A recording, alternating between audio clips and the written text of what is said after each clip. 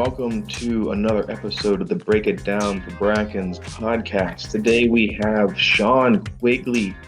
Sean Quigley is a leadership coach. He was in the Navy, went to the Naval Academy. He joined the Marine Corps and became a helicopter pilot for 22 years. Retiring in 2015, he joined Deloitte Consulting as a crisis and risk management consultant, serving as a project manager for a variety of engagements for primarily federal and state level clients. He supervised building crisis management plans, and their accompanying training and exercise programs. These experiences opened his eyes to the necessity of being willing to adapt his leadership style in a myriad of ways, demanded by today's multi-generational workplace. In December of 2021, he left Deloitte and moved into the private sector to open his own leadership and management consulting and coaching firm. We had a great conversation, both about his background, and there's a few more podcasts with him coming up, and I'm going to use this intro to cover all of his. So keep in mind, we're trying to use video for some of these podcasts, and I am not an expert. As a matter of fact, we screwed up one of them for sure. But here's to progress and doing things better in the future. I hope you enjoy this episode. Sean, welcome to the Break It Down for Brackens podcast. Thanks for being here. Absolutely. Thanks for having me. So you're a leadership coach. Let's talk about some of your background and what brought you to today. Yeah, glad to. How far back do you want me to go? I'd say go back as far as, what was your first experience being a leader? Oh, wow. Okay. I love that could be military. It could be high school. It could be college. Let's go all the way back to high school. All right. I played 3 sports, played 4 sports, a couple of seasons. And my senior year, I ended up being the team captain of 2 of them. And I'd say that's the first time I realized. What sport? Both wrestling and soccer. Okay. I wasn't particularly good at either one, but I think my coaches both recognized something that I didn't recognize at the time, that other team members looked to me. And with their questions and their turning to me, and I believe probably the way that, as coaches do, they pull individuals aside and kind of give them a little bit of guidance. They told them that, hey, Sean's a guy you should follow. He sets an example. And that's one of the first things that really kind of started searing it in my head, that this is something that, and it gives me this feeling that now I have a responsibility for somebody else. And I kind of like that. Yeah, but it's tricky when you're young. You don't understand the impact you might be having on the people around you. It's just like a role, or it's a badge, or a patch they put on your uniform, or the C for captain. You don't always know the impact. Mm-hmm. I know, for me, my first experience in leadership that I truly remember beyond the educational version, my mom put me in leadership camp in 7th and 8th grade, like summer camp. And that was actually wonderful because it set a pathway of recognizing nonsense, recognizing disorder. Mm-hmm, mm-hmm. And then I was also a captain at one point on some sports teams, track and cross country. Even when I wasn't the captain, I still tried to rally the troops. Oh, yeah. Or the team to keep them motivated and keep them fired up. Especially we had some team events for relays. But then truly in the military is where I experienced less leadership, but more lack of leadership in my squad. Mm. We were getting smoked for bad things. The leadership squad leader or the team leader wasn't issuing expectations or directives the way we needed to be successful, and then a platoon sergeant would come down and we're in the push-up position for 45 minutes. And I'd say for me, leadership really kicked off at that era of my life. So you were also in the military. Yeah. Marines, sure right? Was. I was. I started in the Navy, okay, but ended up in the Marine Corps. Tell us about that. Yeah, I like probably several other high school kids in the summer of 1986 went and saw Top Gun. Nice. And I was totally wowed. And I thought, that's what I want to do. And so, same time, I'm working on colleges. And I was a little torn on what I wanted to do after high school. But I remember my dad saying, hey, I got 3 kids in one college fund. If you want to make it happen, you may need to get most of it paid for. And at the time, ROTC scholarships and service academies were probably the quickest, most streamlined path. And so I started looking into that, and my parents were good enough to take me to visit Annapolis. I lived in South Carolina at the time. We drove up, we visited Annapolis. It was an October afternoon, and it was bright, and it was sunny, and maybe it was September, and I see all these midshipmen walking around the campus, and they're in their summer white uniforms, and they're all 6'2", 205, and there I just thought, that's what I want. I want some of that. And I didn't really know the rest of what went with it, but I knew that was a path to do that Top Gun stuff. And did you go to Naval Academy? I did. Oh, yeah, I did. that's wow. Yeah. That experience could be an entire podcast in itself. Yeah. I mean, I think there's so much mystery around what happens at military academies, especially when you're a high schooler looking at, oh, that's kind of what I want to do. I imagine it's terrible. Personally, I was like, oh, the inspections, the uniforms, it's a dramatically different experience than you've heard others at other colleges. The discipline. Oh, yeah. That, to call it dramatically, probably doesn't even really capture it. And I had to go. Now, I didn't go straight there. Okay. I got and remember, this is long before the internet. I actually, when we visited, I met with a Navy lieutenant who was on active duty. He was assigned to the Naval Academy admissions office, and there was probably 3 of them in there. But I actually met with him, and I remember he gave me his business card, and he stapled it to a hard copy Naval Academy catalog. Nice. And I took that home with me, and in the back seat of the car, riding back to South Carolina, I read every page, and I put it in my filing cabinet with all my other college application stuff. And I began the process. And I took the physical exam, and I took the medical exam, and at the time, the academic exam was just your SAT scores. And I get this postcard in the mail in probably February that says, you're medically qualified, and you're physically qualified, but you're not academically qualified because you didn't score 600 math on the SAT. And I thought, is this it? And so I went to the filing cabinet, and I opened it, the top drawer, and I pulled out the catalog, and there was a lieutenant's card, and I dialed a number. And he answered the phone, and I said, sir, I don't know if you remember me, but my name is Sean Quigley, and we visited in September with my parents, blah, blah. And he said, oh, yeah, I actually do remember you. And I said, sir, I got the postcard today saying that I'm 2X, I'm basically X'd out. And he said, I'll send you an application. Because the last line on that postcard said, you're not even eligible to apply. He said, I'll send you an application. So sure enough, he did it. That was my first networking experience. Okay. And I got that application. I completed it. I was sent. The next step was they call them blue and gold officers.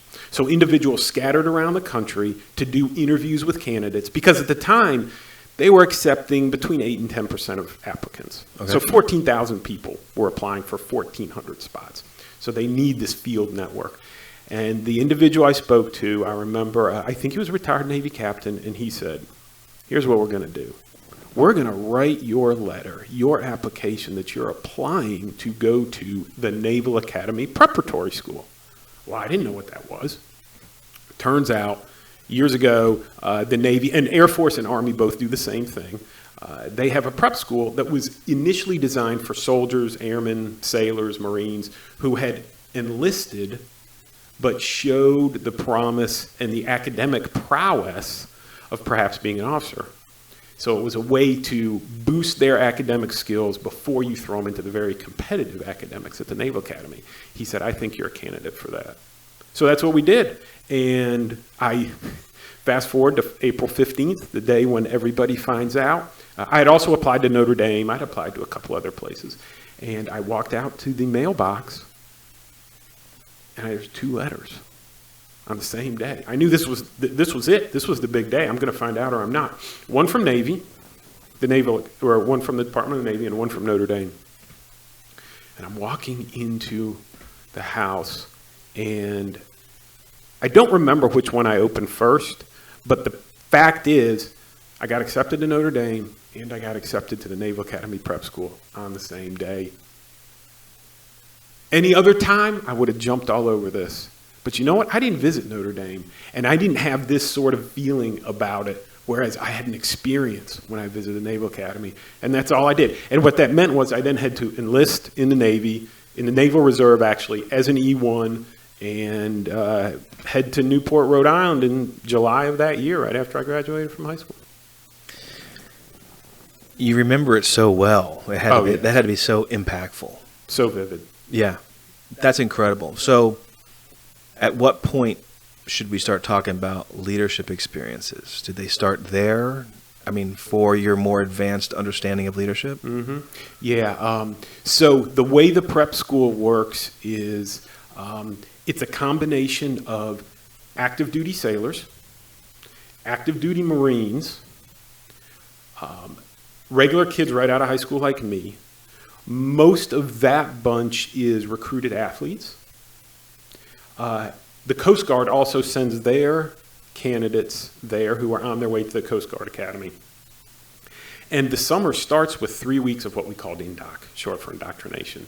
The staff is active duty naval officers, the captain, Navy captain was the director. And then he's got one Marine officer, one naval officer, one Coast Guard officer, and they mimic that on the senior enlisted ranks. But the Naval Academy sends a detail of about 30 senior midshipmen, rising seniors, to indoctrinate the midshipman candidates. That's what they call us, midshipman candidates. We dress like sailors.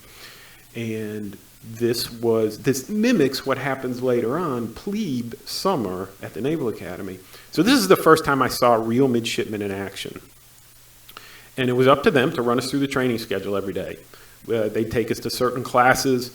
We did a lot of physical training, PT. Yeah. We learned how to, we got an issue of gear. We learned how to fold our socks and how to fold our T-shirts and how to buff our boots and do all those sorts of things to be inspection ready. We learned how to actually wax and buff the floor. Floors, yeah. Mm-hmm. I mean, how many other kids 2 months out of high school know how to run a floor buffer? And we had some active duty studios in Marines who knew the tricks. They knew to buy the butcher's wax at the exchange. They knew to get a lighter, melt it, put it on liquid, buff it out that way. Oh yeah, I learned all kinds of things there. But what I saw was those senior midshipmen in action. And right away, I started filling my good leadership bag and my bad leadership bag.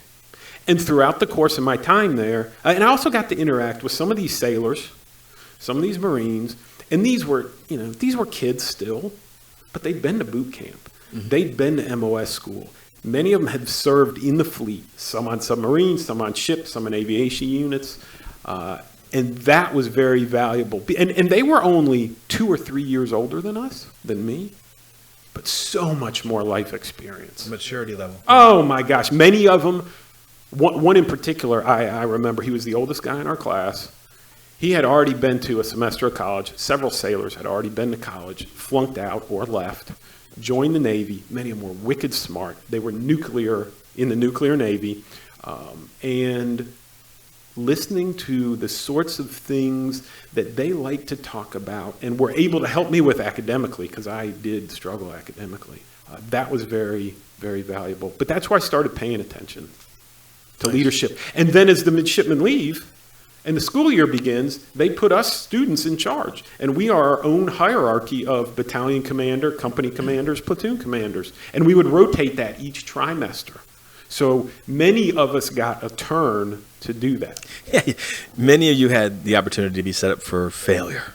Like basically yes. I don't remember ever succeeding in my Army time as a leader, except for when it mattered, but when it was in training, man, they really put you in predicaments like make sure everybody's in formation at 6 a.m. in perfect PT gear. And you're like 40 guys all wake up on time? Like, you want me to manage that? I remember I was 21. Oh, yeah. Get out of here. I mean, it's just nonstop failure. You bring up a great point. Leading your peers is the most difficult thing to do. Mm-hmm.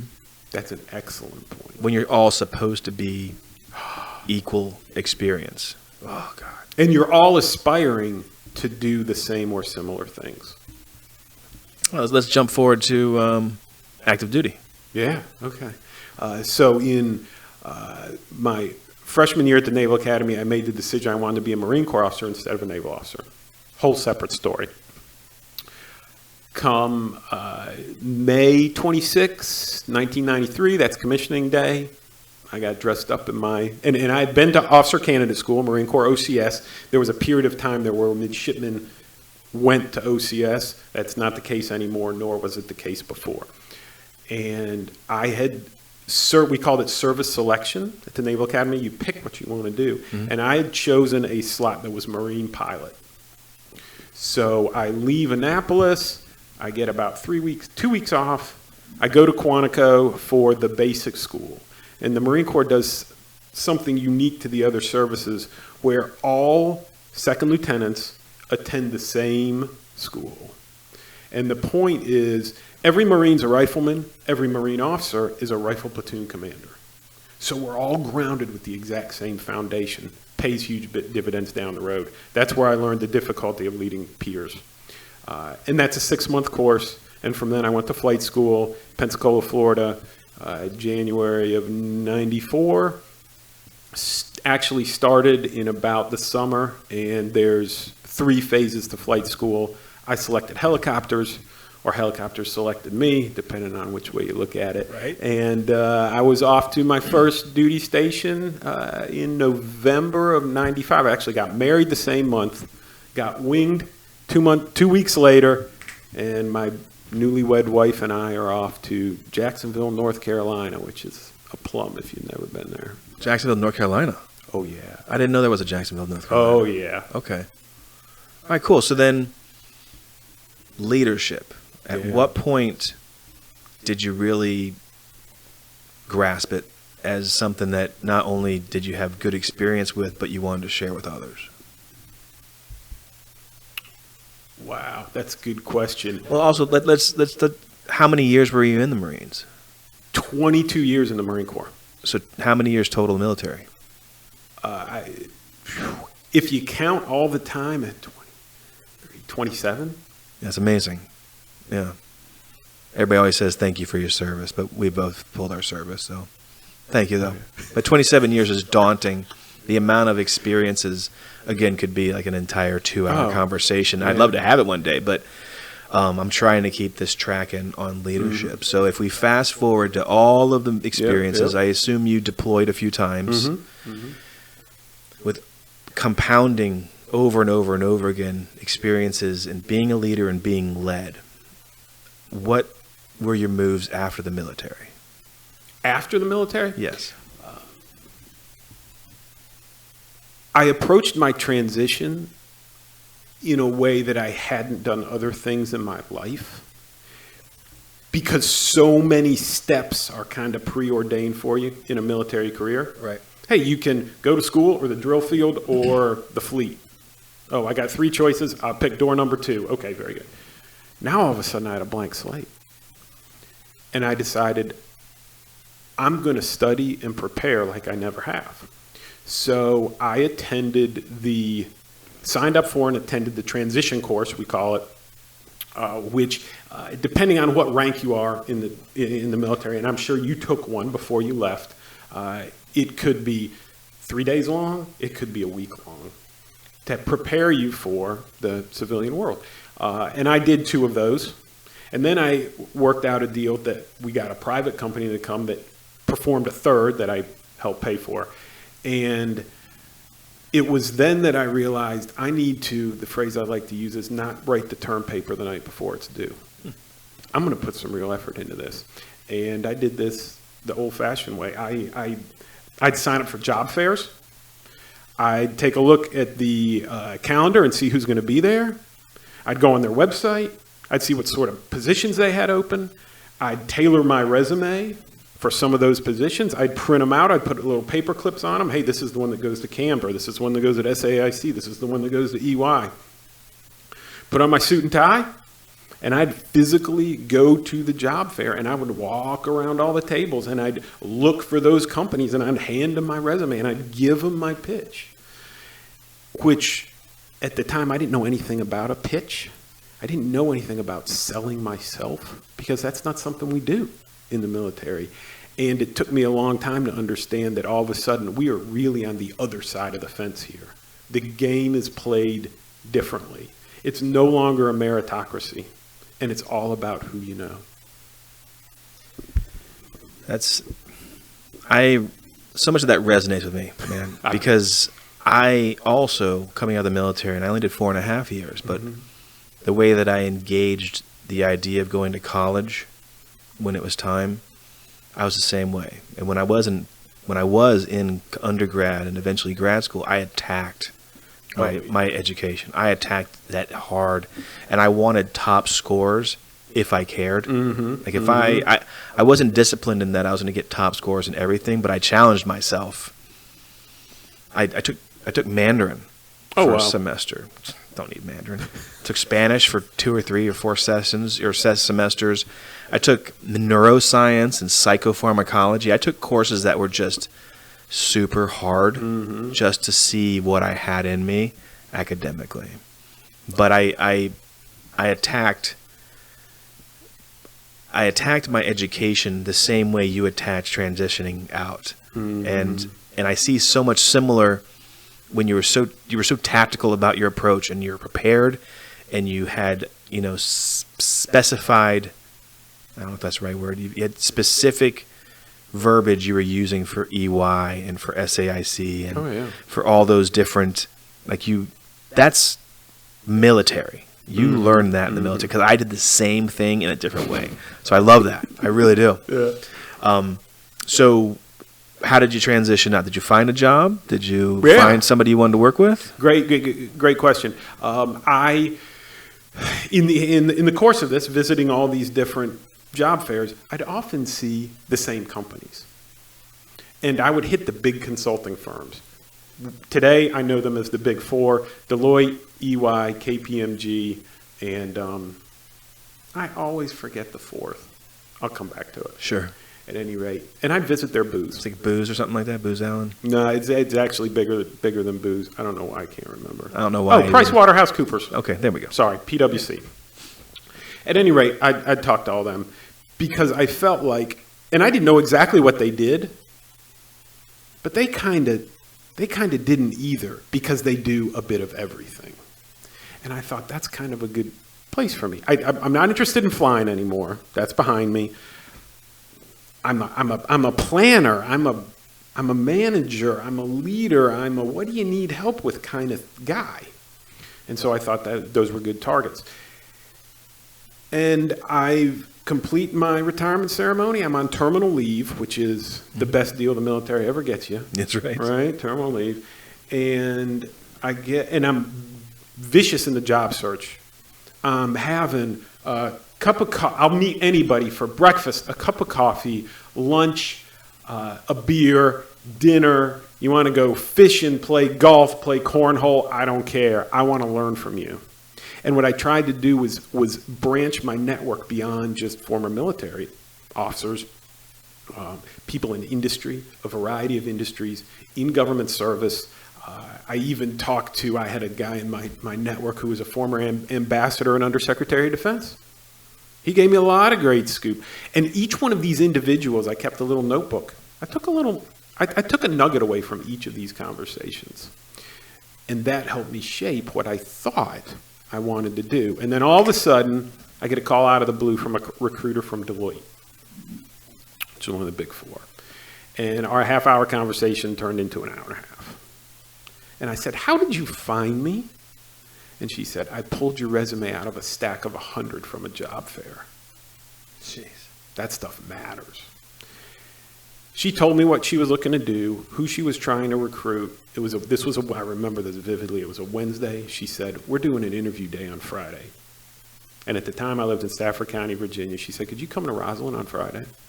I said, "You betcha." Right. So get my suit out again, and I get instructions on where to go and where to park. And I go to this great big giant, I think there's 24 floors in that building, but it says Deloitte on the top. Anybody who drives through Rosslyn, you'll see it right there on 110, looking out over the Key Bridge and Georgetown and the waterfront. I know exactly where it is. You know what I'm talking about? Mm-hmm. And I walk down to the 15th floor, and the wall is nothing but glass. I'm looking down there at the Key Bridge and Georgetown and the boathouse and I can see, the Watergate Hotel, and I'm thinking, this is Gucci. That's the big time. It's the big time, exactly. And I went and I did, the way they ran it was you'd talk to 3 different people, 3 30-minute back-to-backs. One was supposed to be technical, one was behavioral, one was something else. I don't even remember. And I only know that because I then did those years later. And there's no feedback. The last person you interview walks you back to the front desk, takes your badge, hits the elevator button for you, sends you down, and says, "Hey, we'll be in touch."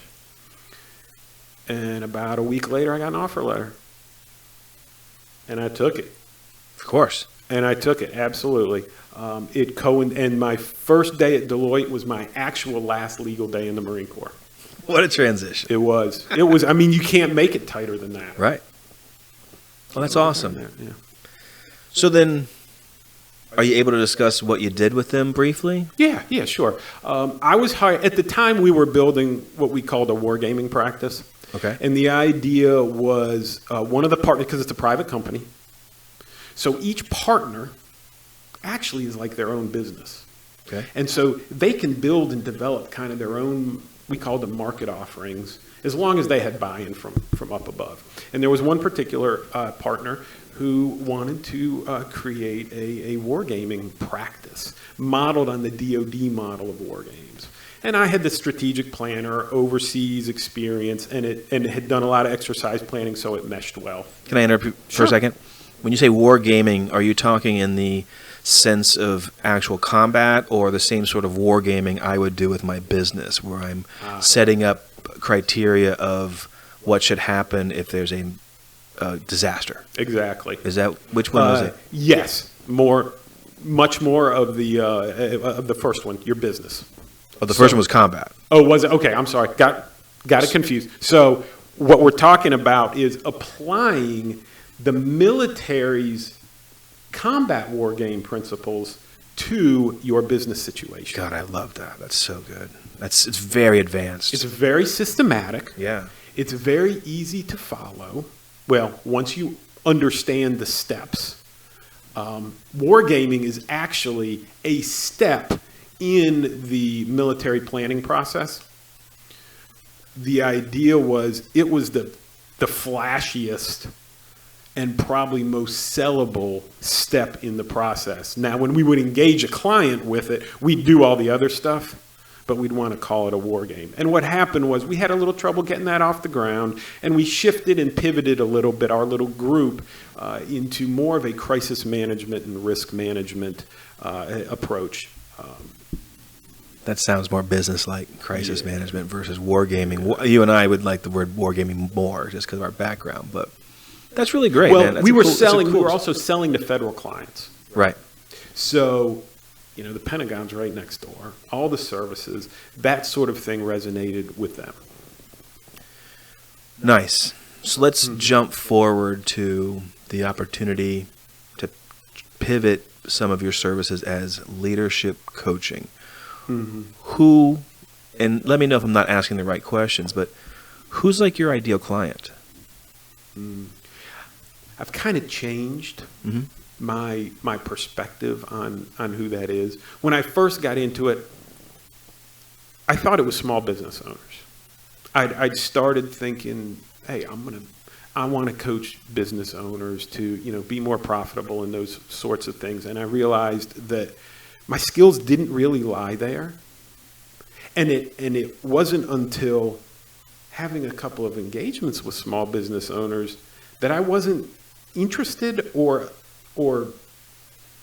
I shouldn't say interested. My expertise didn't lie in the sorts of things they needed help with around cash flow, dollars, P&L, how to make those simple transactions to kind of get off the ground. I was much more interested in the people stuff. That's business coaching versus leadership. There's a exactly. big difference. Like, you don't need to get caught up in the minutia of advertising and marketing plans. I imagine leadership coaching is an ideal, quote unquote, small business that would be a client of yours, would be a company that has, you can explain this, but I assume it's like a CEO and then maybe a board of directors, then maybe upper management, middle management, and then squads of production. Was that? Yep. And I'm basically describing a company in the Army. Sure are. Right. So what I shifted to was realizing that my experience had been primarily as one of those middle managers, if you will, and the expertise and the credibility I thought I brought was to a company that in most cases is probably, now I like to say, 50 employees or more, because they do have that CEO or president at the top. Right. And then they probably do have a tier of supervisors, very similar to a company. Exactly. And having been one of those middle managers and stuck in what I like to call the frozen middle, I know the sort of pain they're feeling, and I know how difficult it is to manage down, manage up, and manage your peers. And part of it's definitely managing things, but most of it's leading people. And I realized that's where my skills and my experience lay. And that's why at Deloitte, I was a successful project manager, because I could deal with the people. And I could inspire, motivate, whatever verb you want to use, bring out the best in them to do the sort of things that I didn't know how to do necessarily. I'm not the best at building the PowerPoint decks and doing the analysis of pivot tables and Excel documents. But boy, I had a lot of smart people who worked for me and worked with me. And I could pull that team together, and I could help lead them in the right direction to meet the client's requirements within the scope of the contract. And I started realizing that every organization needs this sort of thing. And that got your juices flowing. Oh, yeah. You fell into what you were meant to do. I think you're right, and I really hope you're right. Well, your energy shows it. Like, Yeah. your enthusiasm. And what the listener doesn't know is we have a whole series of podcasts scheduled where we're going to talk about some of the finite details of leadership that people don't always think about. I can attest that I have some leadership experience. I don't know how to identify it or define it, but based on my experience in life, both personally and in business, professionally, I tend to be the kind of leader that develops culture, big picture, futuristic thinking, and I have been able to identify that through, Myers-Briggs and DISC and Clifton-Strengths tests. It's neat how those tests or those quizzes or whatever they are really struck at home. I'm like, yeah, I am that way. Oh, I definitely think that way. I'm not command. I take a long time. I analyze stuff. But helping leadership, whether it's super top, middle, or middle to top, helping them learn how to communicate, how to delegate, how to set expectations, which we're going to talk about a little bit later, developing and identifying a criteria of success to determine if the mission has been accomplished, if the job has been done right, providing feedback. It's so easy to let that stuff go. And it's so easy to hire the wrong person for the wrong position who doesn't have certain skills like that. Demonstratable, discussable, proven skills. Leadership, probably in most management position, isn't even discussed. It's always discussed about their experience. Great point. Yeah. I would say, as we start to wrap up this part of the our series, why don't you plug your consulting company and tell us what it's good at and who should consider discussing with you your leadership coaching. Yeah, I'd be glad to. Thanks. So I created my own business. I call it Knighthawk Consulting, and that's Knighthawk with a K, which I have to tell everybody because otherwise there's lots of Nighthawks out there. And that's a combination of a couple of call signs from my flying days. I had a feeling that was something like that. Yeah.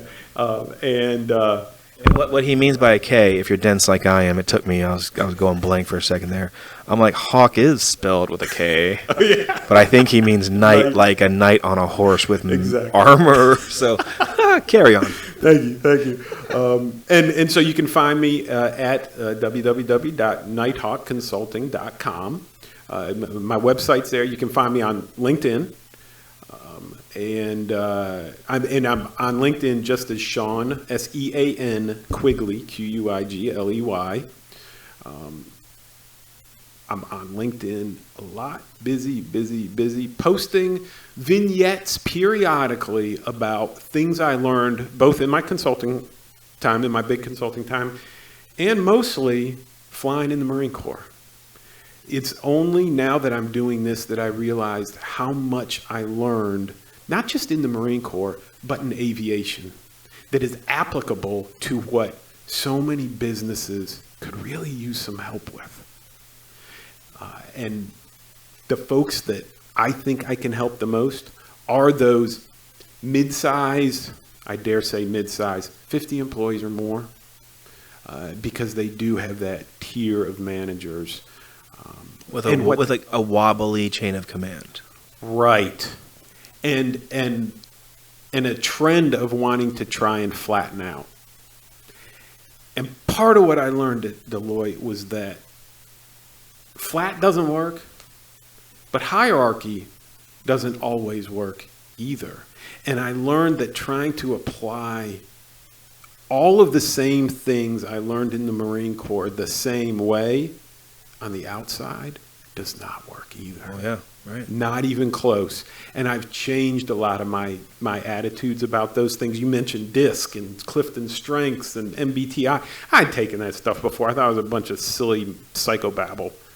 Now, I've completely changed my mind on it. And I realize how valuable it is if I understand your DISC style, for instance, and I know what mine is. I know how to talk to you. I know what you like to hear. I know the sorts of things that are going to resonate with you. And it makes it easier for us to get the job done together if I know how to talk to you. I'm going to throw out a little tidbit. All right, I'm ready. Some free tidbit for people who might be listening and care. I also put a lot of weight into a thorough, well-filled out personality test, because they can specialize it in how is it for goals, how is it for leadership, how is it for communication. And one of the successes I saw recently was I've been using AI's ChatGPT to say, let's say you're a DI and I'm a DS. I can say, ChatGPT, how should a DI speak to its supervisor if its supervisor is a DS? Ooh. And then how should a DS talk to a DI? And with my newer hires on a management level, I've been doing that right out of gate day one. No kidding. And I make sure they know that don't just fill this thing out just to fill it out. Fill it out from a genuine purpose, because it will increase your enjoyment of your position. Because if we know how to communicate to each other, if we know what drives each other, and there's one of those innate leadership things I just realized I don't even know I'm doing, but that is has a version of leadership. You're putting the right people, you've got the people on the bus, now you're putting them in the right seats to use kind of the Jim Collins analogy, right? Yeah, and before they get on the bus, they have a packing list now, as well as kind of a list of what to say and what not to say, because they almost have my psychological profile as a leader and how I need to be communicated to. And if I'm short with you or too direct, it's not personal. It's part of the assessment we shared with each other. So, yeah, that's great. I think in the following podcast that we do, anybody who's listening will really see the value that Sean Quigley brings to the table. And hopefully, you find some clients out of this, or you find a way to share really how you can impact those medium-sized to larger-sized businesses. So, yeah, I'm looking forward to it. All This right. is fun. Thank you. Was there anything else we need to hit with your background? I mean, we skimmed over a lot, man. We could talk for hours. Yeah, I know. I'm afraid if I get talking about one thing, we're just going to keep going and going and going. I know we Let's save it for later. That's great. Okay. Well, thanks for doing this one. Yeah. Ladies and gentlemen, that was Sean Quigley with Knighthawk with a K Consulting. Check it out, and his info will be in the show notes. Thanks, Kevin. Today's conversation was brought to you by Brackens Painting. You can find information about Brackens Painting at www.brackenspainting.com for all of your residential and commercial painting needs. Give Brackens a call.